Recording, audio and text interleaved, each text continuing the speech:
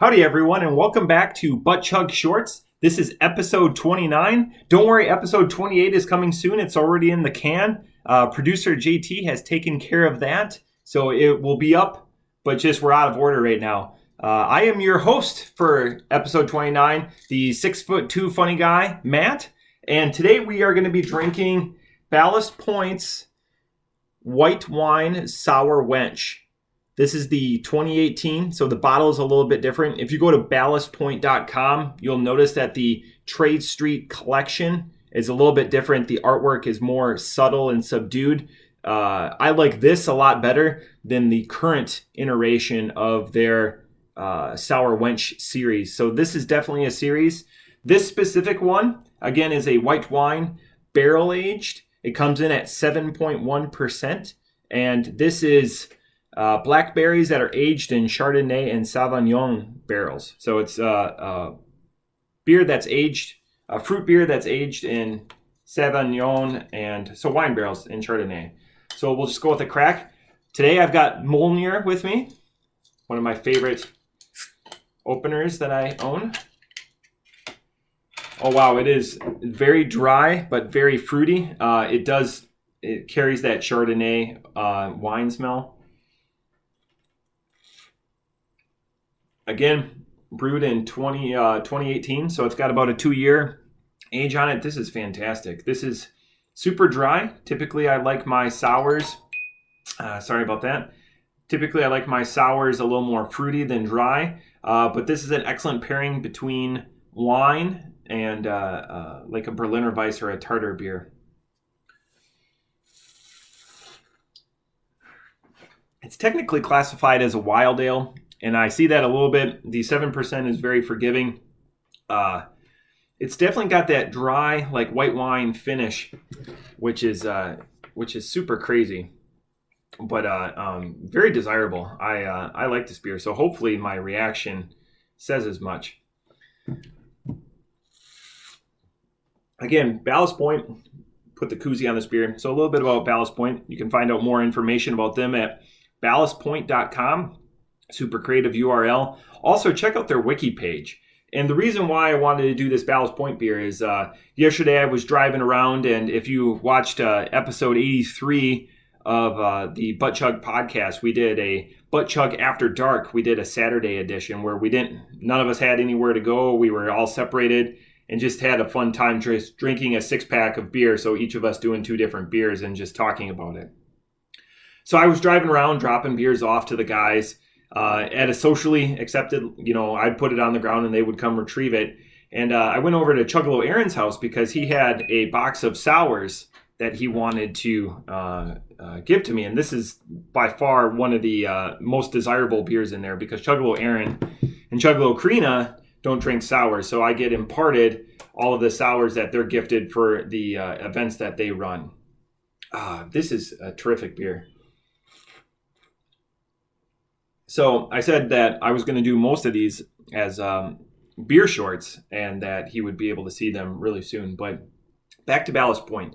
The reason why I wanted to do Ballast Point is we try to be a craft beer podcast sometimes. I mean, we sing from the mountaintops how we love Busch Light. I know all of us are Miller Lite drinkers too. The interesting thing about this beer is in 2015, it was sold to Constellation Brands. So one of the biggest conglomerations of beer that exist in the world for $1 billion in 2015.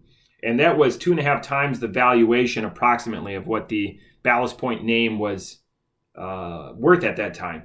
And if you know, Ballast Point is kind of one of the OGs when it comes to like big production craft beer while still being a little guy.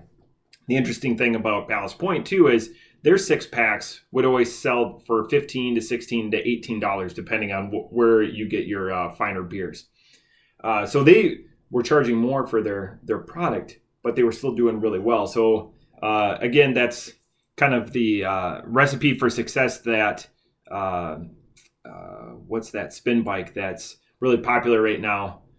Anyways, they're charging more for a product and it increased demand because people were willing to pay that higher price point. Instead of like a $10 6-pack, they were paying a $16 $16 for a 6-pack.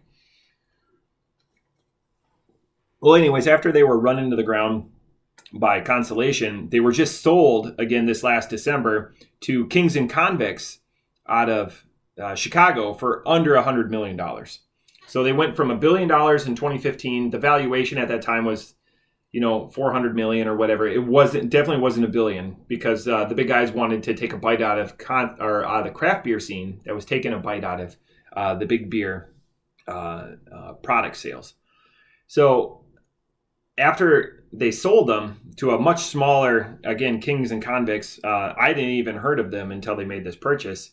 So their valuation had dropped from 223 million in 2018 to 17 million in October of 2019, which is a huge drop. Again, still quality product. Sculpin, Victory at Sea, two of their mainstays are beers that I would be glad to have in my fridge at any one time. There's just so much beer out there to drink, and I'm, especially with the quarantine going on right now, I'm trying to drink local. Again, I say that this beer was gifted to me in 2018. More about the beer. I know there's a fruit in there, but the wine covers it up more so than I would typically expect. I don't want to step on the canner boner segment, but there's just a lot to talk about with this, left to right there. Just some aged, it looks like a pub.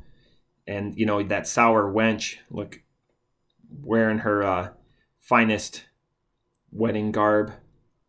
And individuals drinking tall Frosties and just having a good time. God, it's just beautiful. It's subtle, but beautiful at the same time. Just, she's the belle of the ball. Everyone's eyeing her up. Everyone in the crowd. Like, she's still catching their eye, even though she's in skeletal form. Man, off the top rope, I give this beer a 4.5. I wish it wouldn't have as much of a bigger wine finish, and it had continued more with that subtle fruit. Again, I wouldn't be able to say that this is blackberries. It's definitely not a red fruit. I would have put it in a darker fruit sphere of influence. But again, this is a great beer. 4.5. I have no guilt. I'm sad that I only have one of these. I'll have to check to see if I know they're still doing the Sour Wench series, but again, this is 2018, and this just happened to be one that I was gifted yesterday. If I could track down more of this, because this is an extremely easy drinker, hides the 7.1 really well. I know we're saying that a lot on the pod and the shorts, which is good. Sometimes you always don't want to be hit in the face with a lot of booze. When I want that, I'll drink bourbon or scotch. Been drinking a couple of scotches the last couple of weeks. But yeah, this is quite good. So thank you, Chuggalo Aaron. I appreciate this gift very well. And cheers.